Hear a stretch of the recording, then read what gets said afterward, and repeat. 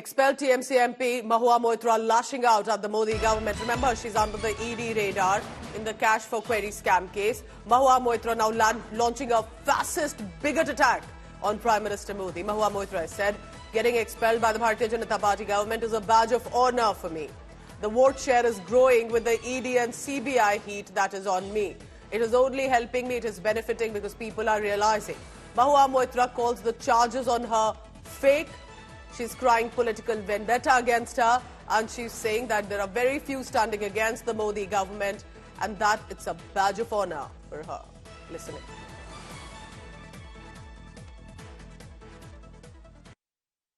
After what has happened to you, you became the first parliamentarian, woman parliamentarian to be expelled from the parliament.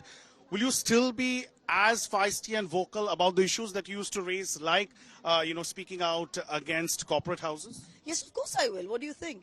I mean, what do you think? I've been elected to Parliament for a reason, and democracy is in peril. And you cannot have a situation where you have all of India's infrastructure being sold. We have no problem with corporates. We have no problem with business houses. We have no problem. What we have a problem is the government running hand in glove with a couple of people and running a hafta do dhanda lo business, which is now very clear as a result of this electoral bonds. Women seem to be the flavor of the season this time also in West Bengal elections. The Prime Minister came 3 times. He harped on the same issue on women. And Sandeshkhali. And he visited only women's constituencies. Apurupa Poddar, Kakoli Ghosh Dastidar and Mahua Moitra. That's right. And Sandeshkhali seems to be the main plank for the BJP. Now what happened and the kind of allegations that have been leveled by women in Sandeshkhali are very, very serious. Do you think that will have any bearing on how women vote in Bengal this time? Look, Calcutta is year on year one of the safest cities. Bengal is, I would say, one of the top 3 safest places in India for women. The number of people that have been benefited, the number of women that have been benefited by Mamata Banerjee's schemes, especially the Lakshmi Bhandar scheme, Lakshmi Bhandar, where everyone, irrespective of caste or creed or economic status, between the ages of 25 and 60, are getting 1,000 rupees a month, plus SC/ST families are getting 1,200 rupees a month. So this is a direct cash benefit, plus all school-going girl children get the Kanya Shri. So all of these benefits, which are especially for women, Mamata Banerjee has really been the leader. So when I was in Parliament, they made a big hoo-ha about bringing in the women's reservation bill, or what I call the women's reservation delaying bill. And Mamata Banerjee had 37% women in Parliament without any bill. And the BJP's list has now come out, they can't even reach 14%. So when it comes to actually walking the talk, it's only Mamata that does it. Nobody else does it. And as far as Sandeshkhali is concerned, this is something that the Godi media created and they sold to the rest of India. Nobody in Bengal is buying it. I have a rural constituency. Serious allegations of rape and gang. So let the charges be proved. Let the charges be proven. There's no problem. After 2021 elections, the BJP said there were thousands of cases in gang rape in Bengal. They set up special investigation teams. How many people have been convicted? No, they could very well be 1 or 2 cases of, as there are law and order situations everywhere. But the way they made it seem like every Hindu woman is being gang raped by Muslim men and they're marauding pillagers all over the villages, this is an absolute fantasy. And the people of Bengal, she is known for saying that. I mean, I've got better things to do than sort of, to discuss what she says. But everywhere we've seen this. And I think the people of Bengal, especially the women, we live with our head held high.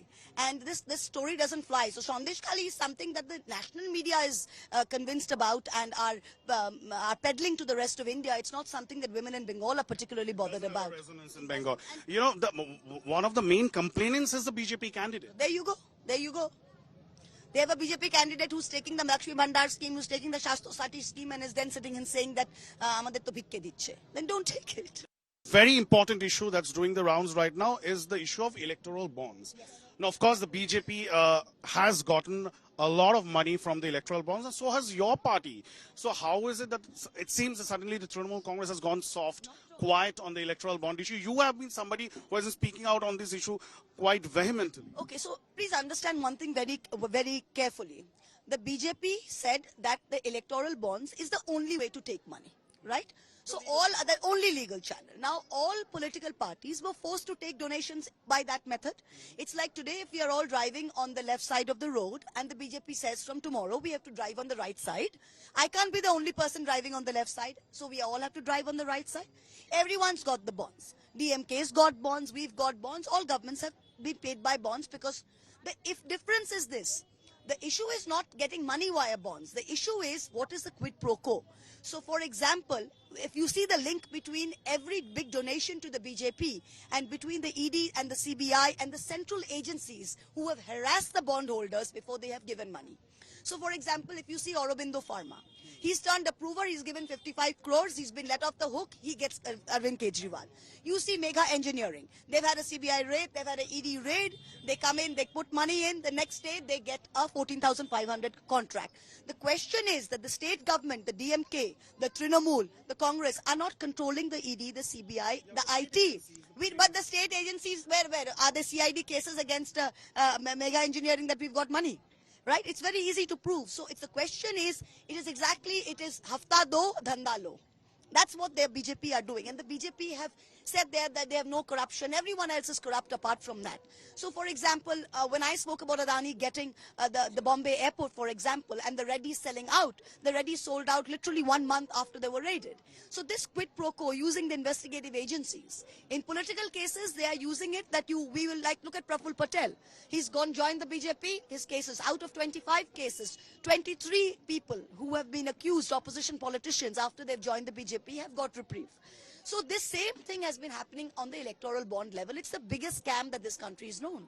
Do you agree, as Mamata Banerjee once said, that the fact that you are expelled will only, get in more support for you on the ground? That's exactly what's happened because they've tried to put a taint of corruption. Many MPs from TMC are as vocal as you are. Yeah, because you see what's happened is they really chose the wrong. That's what happens when you Vinashkala Viparit Buddhi. They really chose the wrong person to mess with, and they also chose the wrong issue. So they said they tried to put corruption on me. Now I was an MLA from Nadia before I was an MP. I live here. People know me here.